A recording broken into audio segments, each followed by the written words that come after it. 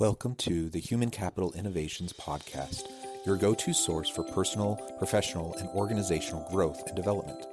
We hope you tune in often for all things people management, organizational development and change, organizational leadership, and social impact related. Maximize your personal and organizational potential with Human Capital Innovations Podcast.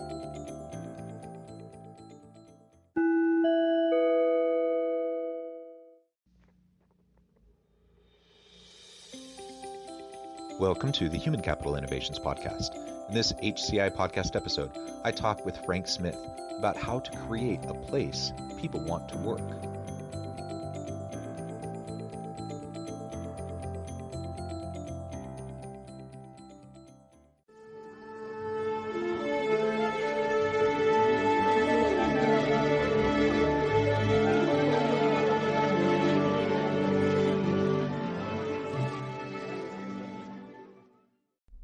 Frank Smith, welcome back to the Human Capital Innovations Podcast. Yeah, thanks. Great to be here. It is great to have you back. I'm so excited to continue our conversation. Today we're going to be talking about how to create a place people want to work. I can't think of many topics more important than that, especially in this economy, in this labor market. Everyone's fighting for talent, and it's just a super interesting dynamic right now with the unemployment rate and COVID and people wanting to continue working remotely and companies wanting to start bringing people back, and then we have the Delta variant. Like, there's just all these different pieces, that are playing a role in the current labor dynamics, and helping people want to be at work and creating a place where people want to go and show up. I think that's as important as it's ever been. Yeah. Whether we're talking in person, we're talking fully remote, or some sort of a hybrid arrangement. So that's what we're going to discuss together today. As we get started, I wanted to share Frank's bio with everybody. Frank Smith started his career with a degree in accounting, and after having a few corporate jobs, realized he was designed to lead and enjoyed the lack of structure in the entrepreneurial world. When the owner of a small manufacturing company that Frank worked at passed away suddenly, Frank had the opportunity to buy the company along with the management team. Since 1994, Frank has owned and led 5 businesses, with his overlying passion being around creating a workplace people want to work at. When the dots got connected, that running a business by biblical principles was not only good for business, but even better for employees, Frank had found the secret to great business culture. Today, Frank runs Mosaic Personnel, which not only helps connect people to jobs that are more fulfilling, but also trains and coaches leaders in companies to create those cultures where people want to come to work. Frank is married to Heidi. They have 3 kids that are all out of college, and Frank enjoys car racing, golf, and traveling when he isn't working. Frank, great to have you back. Anything else you would like to share with listeners before we launch on into the conversation? Oh, I mean, probably the thing that pops to my mind was a conversation I had just with someone earlier today, in that, I've been a business owner for 29 years, and what we've been through in the last 16 months or whatever is like nothing I've ever seen before. So to your point earlier about kind of how important all of this is around culture and remote work and all the different things that are going on for everybody, this is probably one of the most sustained. We've been through recessions, and you might have 6 months of low business or whatever. We're in month 16, whatever it is by now, if you actually go back to count them all back to March of last year. And like you mentioned, with the variants and stuff like that, I'm not sure how much longer we still have to go. So I think all of this is bringing a lot of important topics to the top of the conversation. That's going to be interesting to see how it plays out in the marketplace. Yeah, I think it really will. And yeah, I think we all would have loved to be done with COVID by now. And I remember having conversations late summer last year and early fall last year, thinking, yeah, we're getting close. And oh my goodness, with the variants and people, not wanting to get vaccinated and everything like that, it's just lingering. And so it's something we're going to continue to have to grapple with. And I think one thing we've learned throughout the pandemic is that the technologies we have to promote and facilitate, foster, a dynamic remote work environment are here to stay, and they're only getting better and better. And many people have now had a taste of what it's like to have that kind of flexibility and autonomy. And so I think we're even last year I thought, we're never going back to the way it was before. But, a year later, I'm thinking, yeah, we really are never going back. Companies are wanting to bring people back. People don't want to go back. And due to the labor market, people have choices and they can kind of do whatever they want. And so organizations have to grapple with all of that. It's just going to be super interesting to see how it all plays out moving forward. So let's set the groundwork here and talk about the foundational principles around creating a place people want to work. Again, whether it's face to face, whether it's virtual, whether it's Right. hybrid, what are some of those kind of general principles that everyone should be paying attention to, especially now? Yeah. So where I always go to is I like to keep things simple. And so my brain can usually handle like lists of three or lists of four in my life. And so, where I've narrowed down on this is to create a place people want to come to work on Monday morning. If you're a leader, if you'll accomplish three things, you're going to take care of 90% of the issues that are created in the workplace. Those three things are setting clear expectations, listening to people, and recognizing them for the work that they do. And if I'm doing that as a leader, I'm creating what people want. What people really want in the workplace is a sense of belonging. They want a place where they are, working on something bigger than themselves, where they can see. And so if I'm setting those clear expectations in my company with our purpose statement, and here's what we're about, I can accomplish those and connect you to something that's bigger than yourself.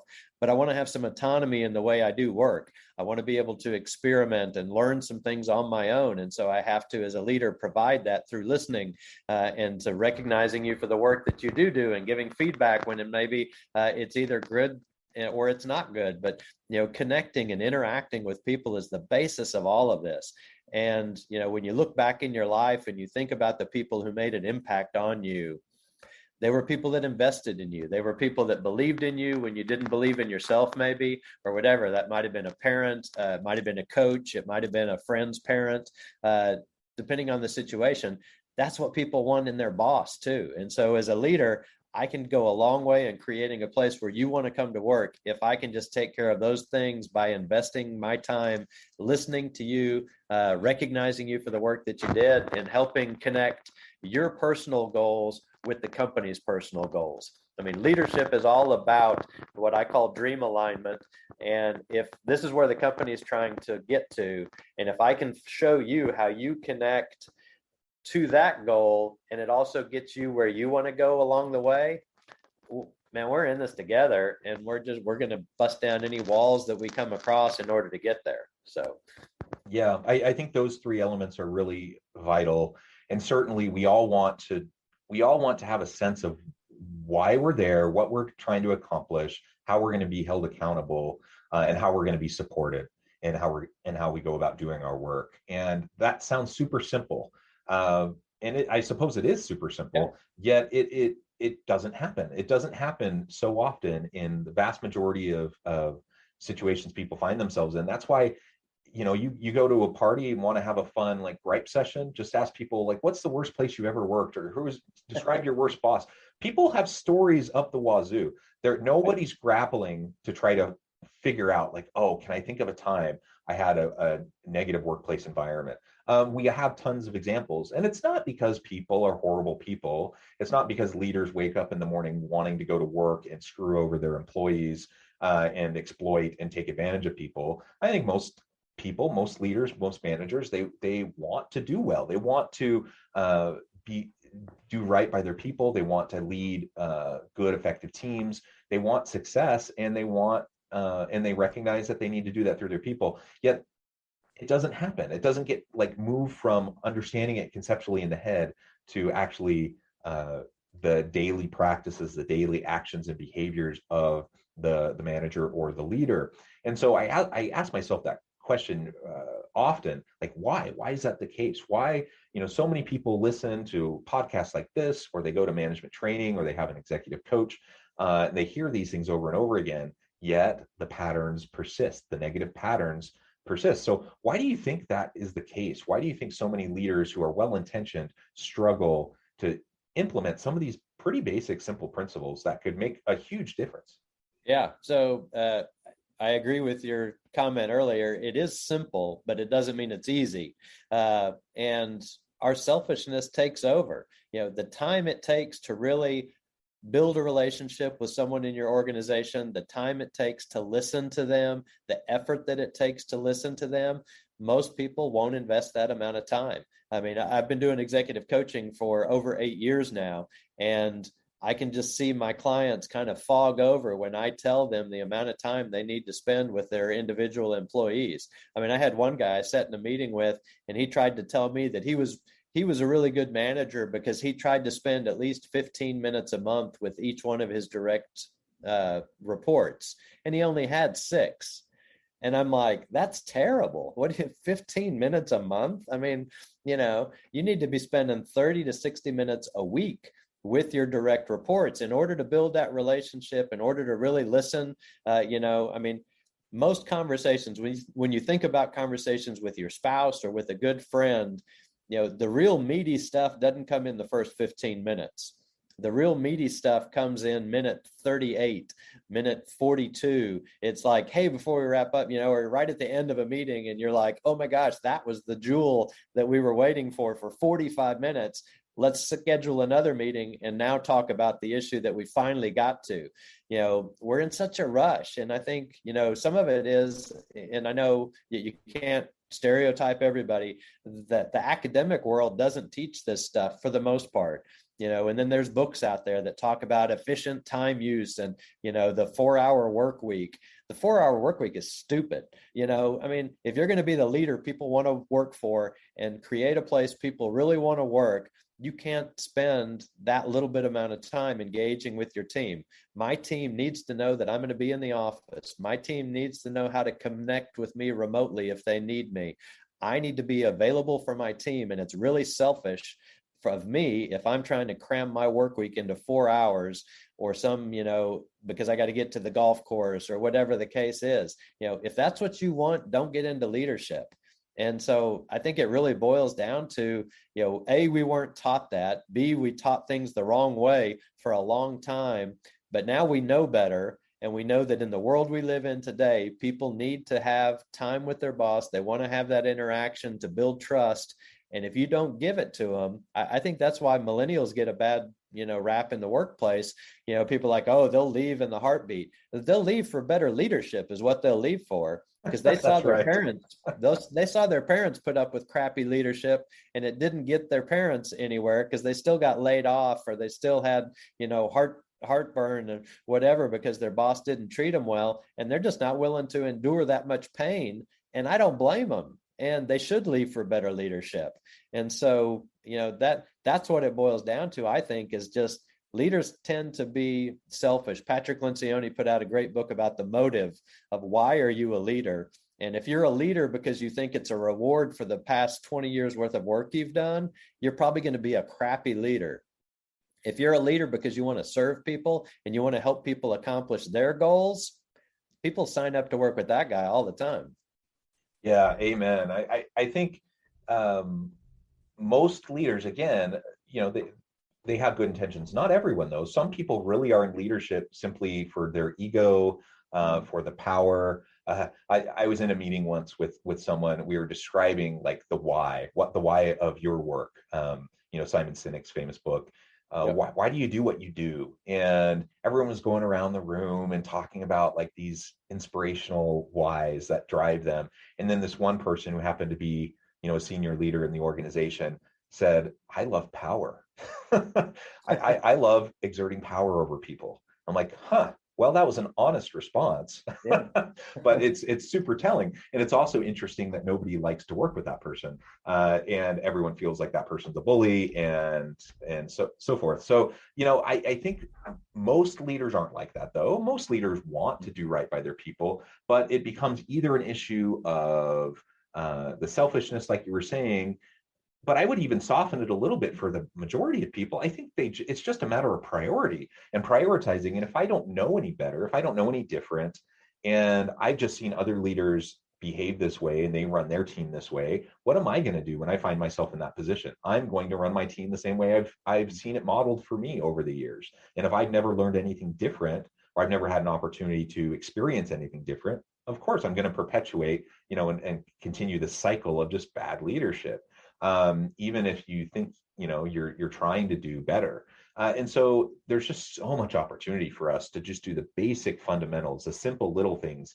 daily on a continual basis. And if we can focus on those things, just mutual accountability and trust with your people, getting to know your people, understanding what drives them, what's their why, how do you connect their passions, their vision, their meaning and purpose with the company's vision and mission and purpose.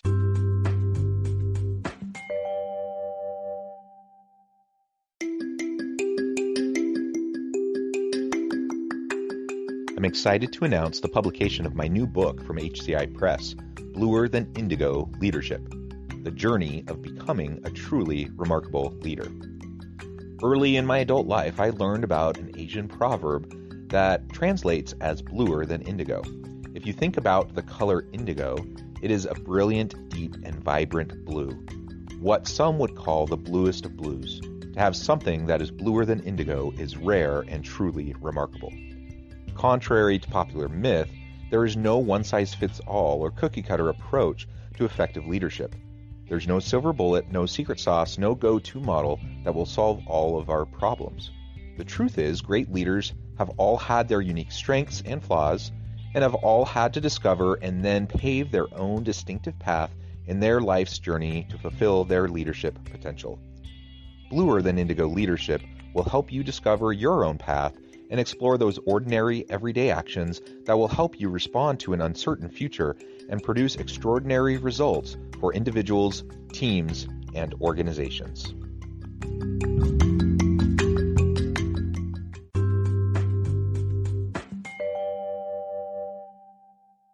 Just those types of conversations on a regular basis go a really, really long way. And to your point, sometimes that means you're having formal one-on-one meetings with people. Sometimes it's just creating an environment and opportunity where you can have those casual encounters with people. If you have a virtual team or a hybrid team, just making sure that they know you're accessible. Like hop on a Teams meeting, hop on a Zoom meeting, have a chat, call me on the phone, text me, Slack, whatever. There's so many ways to communicate. Just communicate with people more regularly. And I think your point about millennials is spot on. Millennials, and even more so with Gen Z individuals now entering the workforce, they know better. They know, and I will say, because I'm a university professor, I think we do a much better job now than happened like when I was going through school, and how I was taught in management and leadership programs versus how we do things now. I think our students are coming out of the university with a much higher expectation and understanding of like what good leadership, good management looks like. They're just simply not willing to put up with it. They're not willing to put up with a tyrant boss, a jerk boss. They're not willing to put up with someone who's not willing to invest in them, who's not willing to mentor and coach and support them and help them develop. And I think that's actually a pretty reasonable thing. So if you have a constant churn of millennials and Gen Z workers who just seem to be leaving your organization, you need to ask yourself why. There's a reason they don't want to stay. And research shows that the most common reason is that, their boss creates an environment that's not psychologically safe and it's not a positive environment for them to be. They don't want to show up and they'd rather go somewhere else. And sometimes it's about pay, but usually it's not. Usually it's about some of those other intrinsic factors that we've already kind of been referring to. Yeah, pay usually shows up fourth or seventh on the list, somewhere down in that range. This is why I love conversations like this, because I appreciate you mentioning the point that the current students coming out of university do have a different expectation, because I think that's a fair point, that they are being taught more what good leadership looks like versus, again, I graduated from college 33, 34 years ago, whatever it is at this point. I promise you, I never had that taught in a class.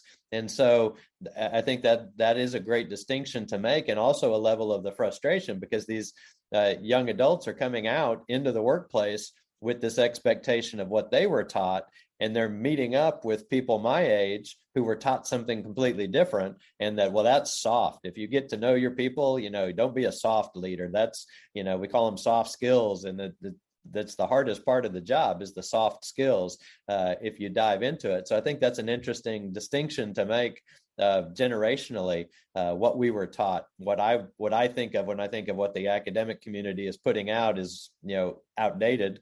Thanks for making me feel old.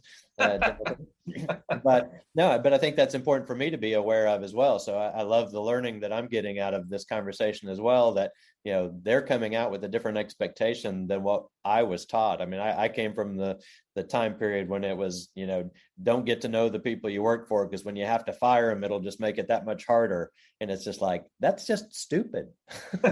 That's a good example of something that really is just stupid.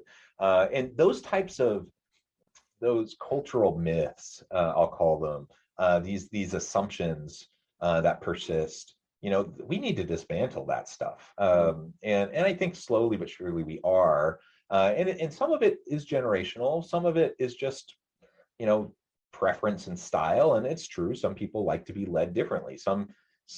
I don't know many people like this, but I've seen them in the past that there's some people really do like a more of a command control leadership style. That's not for me. I would never want to be working for someone like that, but I get it. Like, so there context, I guess, is really important. So we need to recognize context. We need to understand who we're working with. Sometimes it's generational, sometimes it's just situational, or just preference, which speaks to the point. Like, you need to know your people. If you know your people, then you can cater to their needs in the way that they like to be led the most. And that hopefully doesn't sound like rocket science to anybody. No, but it takes a lot of time. I mean, it takes effort. I think that individual approach, I mean, I've had individuals that have worked for me in the past that if I gave them a list of things to do today, they would execute flawlessly. If I just leave them at their desk to come up with that list, they will sit there all day and not know what to do, because they need somebody to give them that list. There's nothing wrong with that. I just need to know, either I need to create that list or someone else in my organization needs to create that list for them. And then they're going to be fantastic at executing on that list. And so I need to know them well enough to realize, what's the problem here? Hey, they're not getting anything done, but they're not just lazy. They just don't know how to create the list. So let's create the list for them and get the benefit of all that work that they'll do to knock that list out. And so that's where I think we get, anytime you try to cram everybody through the same system. That's why our public school systems only work for about 70% of the population. That's why our medical system really only works well for about 70% of the population, because there's always that 30% that need that individual care, and they don't learn this way, or they don't this or that, this medication doesn't work for them. I mean, I've experienced that in my own life of, well, this medicine always works. Well, it doesn't work for me. What else you got? Well, I don't know. This has always worked. It's like, okay, I need someone that's going to try to figure this out for me. And so we do the same thing in our work environment. If we try to have one policy that works for everybody in the organization, 30% of the organization's not going to feel spoken to or listened to or whatever. Yeah. They're going to end up leaving, and that turnover costs you a lot of money. Yeah, a lot of time, a lot of money, a lot of stress and anxiety. I mean, it really just saps the energy out of a good team. And so you want some continuity, and you create that, you develop that just by having a dynamic environment where people actually like to show up to work.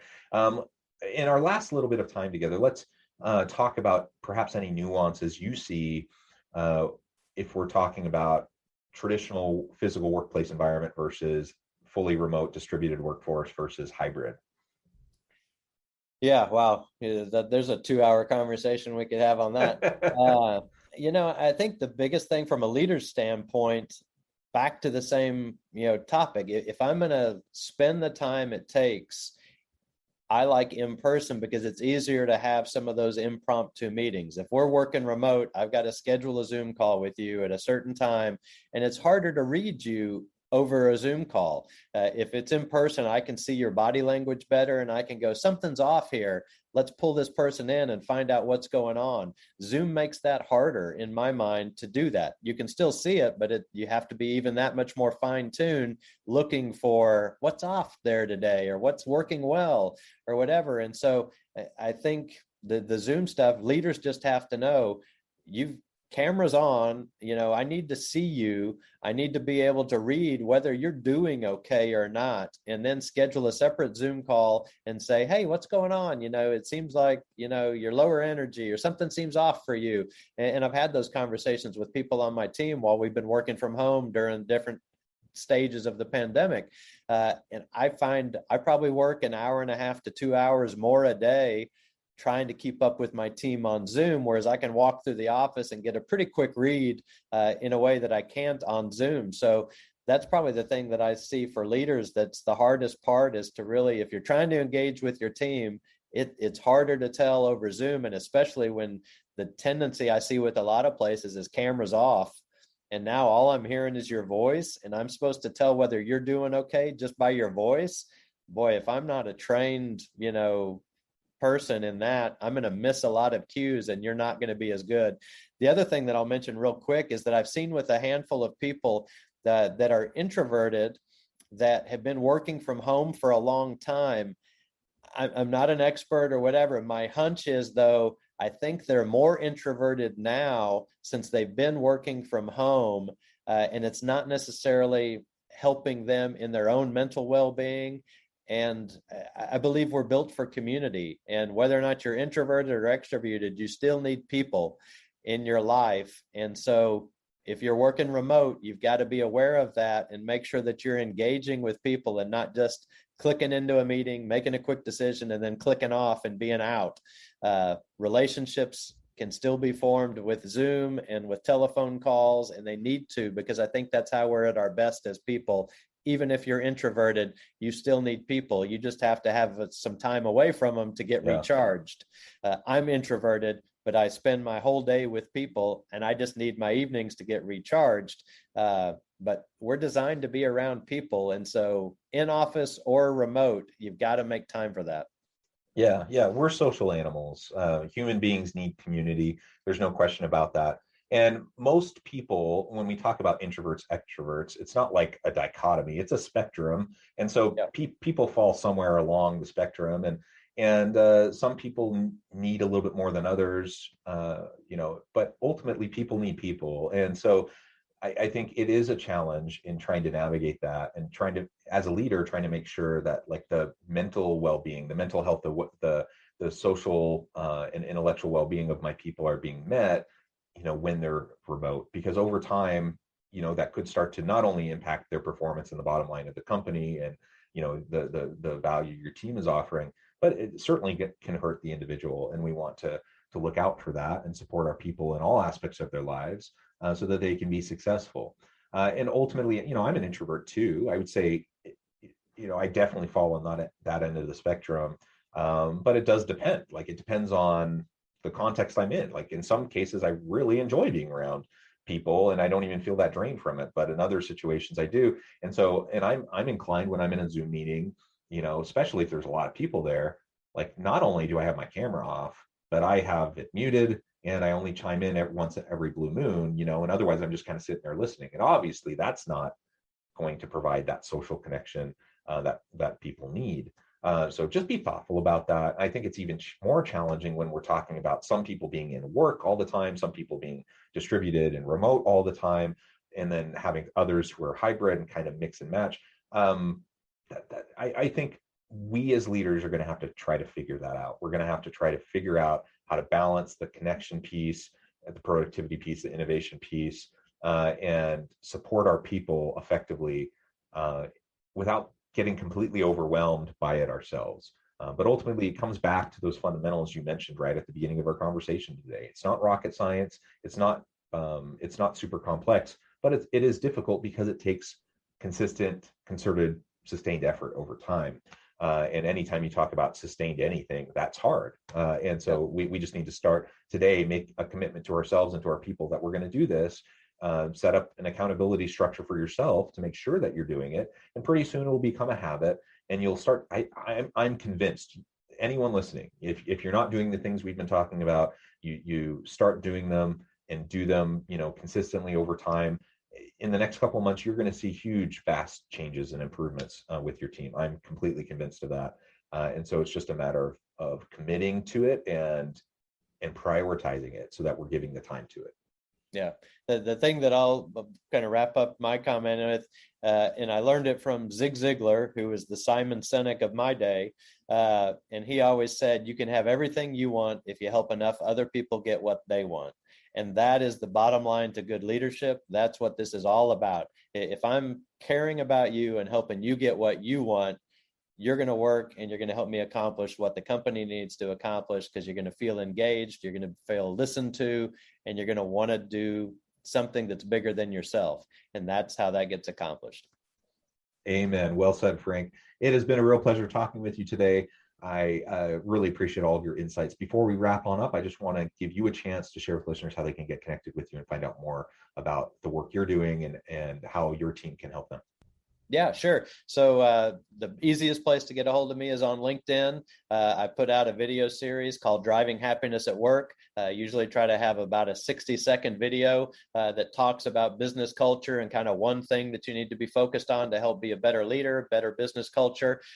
So always happy to help reach out to people and give them my thoughts on what can help a situation. So if you have any concerns or questions in your workplace, just reach out to me on LinkedIn and say, hey, I've got this situation. What would you do? I'm happy to respond to that kind of a question for people, and love getting to do that. So wonderful. Thank you, Frank. It has been a pleasure. I encourage listeners to reach out, to get connected, find out more about what Frank and his team can do for you. And as always, I hope everyone can stay healthy and safe, that you can find meaning and purpose at work each and every day. And I hope you all have a great week.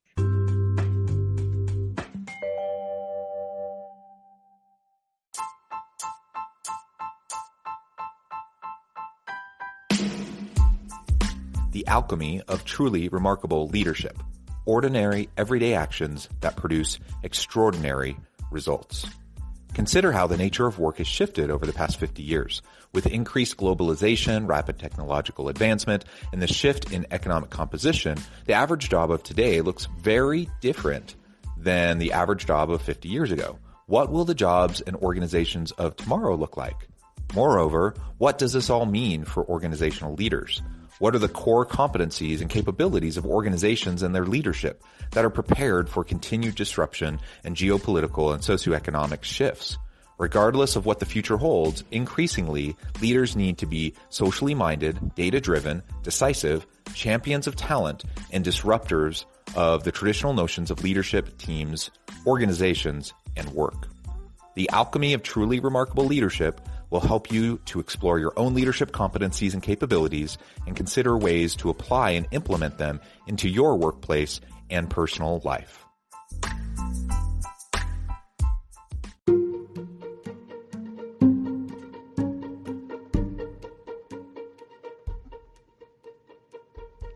Check out Human Capital Innovations magazine, Human Capital Leadership.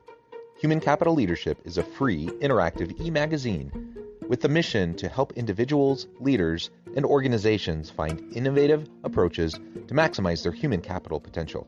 We publish issues quarterly in August, November, February, and May. Take a look at the latest issue and let us know what you think.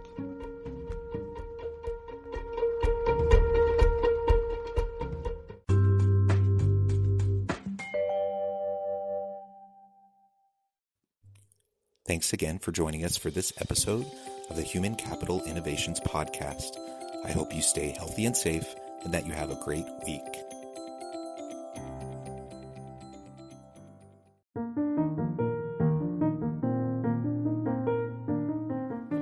Check out our new weekly LinkedIn newsletter, Alchemizing Human Capital, exploring industry trends via original research and interviews with executives and thought leaders from across the globe. We look forward to having you join us.